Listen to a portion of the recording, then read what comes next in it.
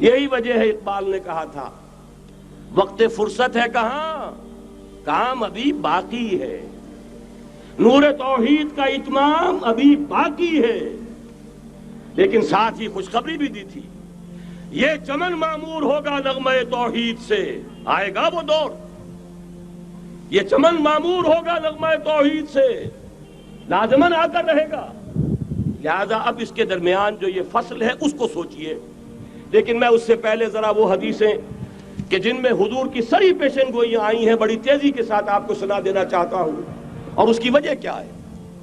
یہ زمینی حالات جنہیں میں نے کہا تھا انہیں دیکھیں، ظاہر بات ہے کبوتر کی طرح آنکھیں بند کرنے کا تو فائدہ نہیں، حقیقت کو دیکھنا پڑے گا۔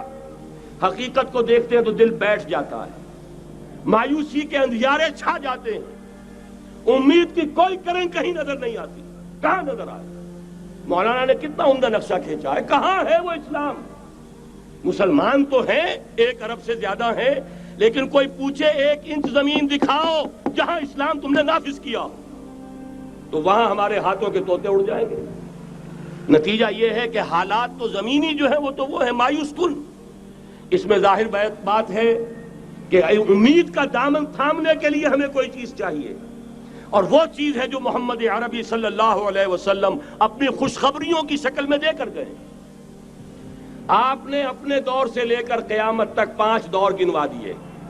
تکون النبوۃ فیکم ما شاء اللہ ان تکون ثم یرفع اللہ اذا شاء یرفعها ثم تکون خلافۃ علی منہاج النبوۃ ثم تکون ملکا عاضا ثم تکون ملکا جبریا ثم تکون خلافۃ علی منہاج النبوۃ۔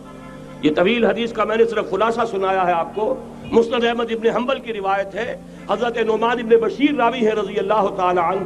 پہلا دور دور نبوت، دوسرا دور دور خلافت علی منہاج النبوۃ، نبوت کے نقش قدم پر خلافت جسے ہم خلافت راشدہ کہتے ہیں۔ تیسرا دور مسلمانوں کی حکومتیں، لیکن وہ ملوکیت کا دور، ملکن عاضن، اور ان میں ظاہر بات ہے کہ عاضن بھی تھی، جہاں ان میں خوبیاں تھیں وہاں برائیاں بھی تھیں۔ وہی حجاج ابن یوسف جس نے ایک مسلمان لڑکی کے خط کے اوپر فوج بھیجی ہے، وہی حجاج ابن یوسف ہے کہ سینکڑوں تابعین کے سر اس نے قلم کرائے ہیں، وہی حجاج ابن یوسف۔ وہی خلیفہ کہ جس نے فوج کشی کی اجازت دی تھی سندھ پر، وہی خلیفہ ہے جس نے بلا کر محمد ابن قاسم کو شہید کیا ہے کہ یہ پاپولر ہوتا چلا جا رہا ہے، ملوکیت کے لیے تو اس سے بڑا خطرہ اور کوئی نہیں۔ اس لیے کہ سندھ کے ہندوؤں نے ان کے بت بنا لیے تھے۔ یہ نوجوان در جوانی توبہ کردن شیوائے پیغمبریس، یہ نوجوان اور اتنا نیک اور پارسا ان کے بت بنا کر مندروں میں رکھ دیے گئے۔ اندیشہ ہو گیا کہ یہ تو پاپولر ہو گیا تو ہمارے خلاف بغاوت کر دے گا، بلا کر شہید کر دیا گیا۔ بہرحال تیسرا دور تھا وہ ملکن عاضن، کچ کھلی ملوکیت۔ چوتھا دور تھا ملکن جبرین، غلامی کی ملوکیت۔ پہلے کم سے کم بادشاہ مسلمان نام کے تو تھے، اب تو ہم ملکہ برطانیہ کے زیر نگیں تھے، تاج برطانیہ کے غلام تھے، کہیں ولندیزیوں کے غلام تھے، کہیں کسی اور کے غلام تھے، کہیں اطالویوں کے غلام تھے، کہیں فرانسیسیوں کے غلام تھے۔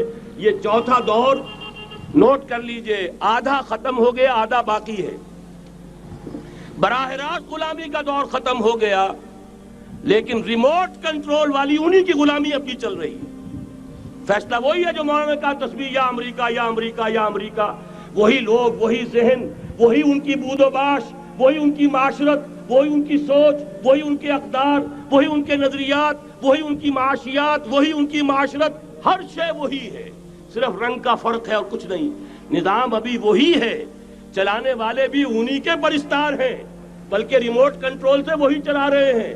وہ تو آپ کے بجٹ کا بھی فیصلہ کرتے ہیں، آپ کی الیکٹریسٹی کے ریٹس بھی معین کرتے ہیں۔ تو حال یہ ہے کہ ابھی وہ چوتھا دور ختم نہیں ہوا، فرق صرف یہ ہے کہ ڈائریکٹ کی بجائے ریموٹ کنٹرول ہے۔ لیکن حضور کی خوشخبری یہ ہے ثم تکون خلافۃ علی منہاج النبوۃ، پھر ایک دور آئے گا خلافت علی منہاج النبوۃ کا۔ یہ محمد الرسول اللہ کی نوید ہے، وہو صادق المصدوق، وہ سچے ہیں، ان کی صداقت پر خود اللہ گواہ ہے۔ لہذا وہ دور آ کر رہے گا، اس میں کسی بھی بندہ مومن کے لیے کسی شک و شبے کی کوئی گنجائش نہیں۔ اگلی حدیث اگلی سنیے، اب جب یہ دور آئے گا تو عالمی ہوگا، جیو ورلڈ آرڈر نہیں ہوگا، جسٹ ورلڈ آرڈر ہوگا۔ یہ نیو ورلڈ آرڈر NWO، حقیقت میں جیو ورلڈ آرڈر ہے JWO، لیکن اسی کو بدلنا ہے جسٹ ورلڈ آرڈر آف اسلام، اور وہ گلوبل ہوگا۔ دو حدیثوں کا تذکرہ کر دوں۔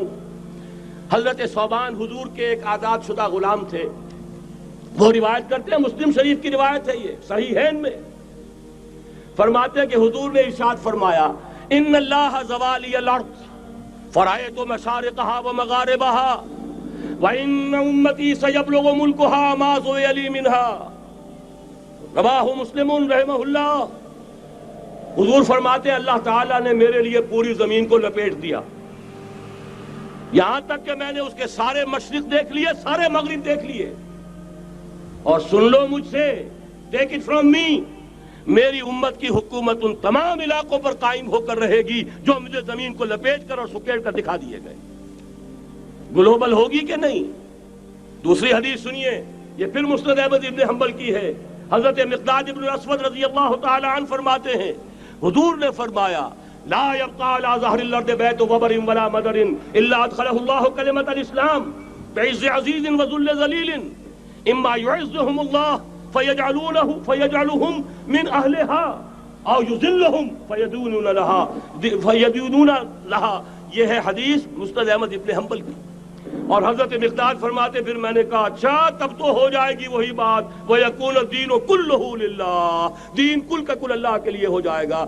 حدیث کا ترجمہ یہ ہے کہ حضور نے فرمایا، روئے زمین پر نہ کوئی اینٹ گارے کا بنا ہوا گھر رہے گا، نہ کوئی اونٹ کے بالوں کے بنے ہوئے کمبلوں کا خیمہ رہے گا جس میں اللہ تعالیٰ کلمہ اسلام کو داخل نہ کر دے۔ لیکن یہ داخلہ دو طریقے سے ہوگا، بعز عزیز و ذل ذلیل، یا صاحب عزت کے اعزاز کے ساتھ، یا کسی مغلوب کی مغلوبیت کے ساتھ، یعنی یا تو اللہ تعالیٰ ان کا اعزاز فرمائے گا اور وہ کلمہ اسلام کے خود قائل ہو جائیں گے۔ جب گھر والا خیمے والا اسلام لے آئے گا تو اسلام اس کے گھر میں داخل ہوگا، اس کو بھی عزت نصیب ہوگی۔ وَلِلَّهِ الْعِزَّةُ وَلِرَسُولِهِ وَلِلْمُؤْمِنِينَ، عزت و حق ہے اللہ کا، اس کے رسول کا اور اہل ایمان کا۔ اور اگر وہ اسلام قبول نہیں کرے گا تو یؤتُ الْجِزْیَةَ عَنْ یَدٍ وَهُمْ صَاغِرُونَ، چھوٹے ہو کر رہنا پڑے گا، جزیہ دینا ہوگا، اسلام کی بالادستی قبول کرنی ہوگی۔ بتائیے اس کے بعد بھی کوئی شک ہے؟ یہ ہے آسمانی نقش۔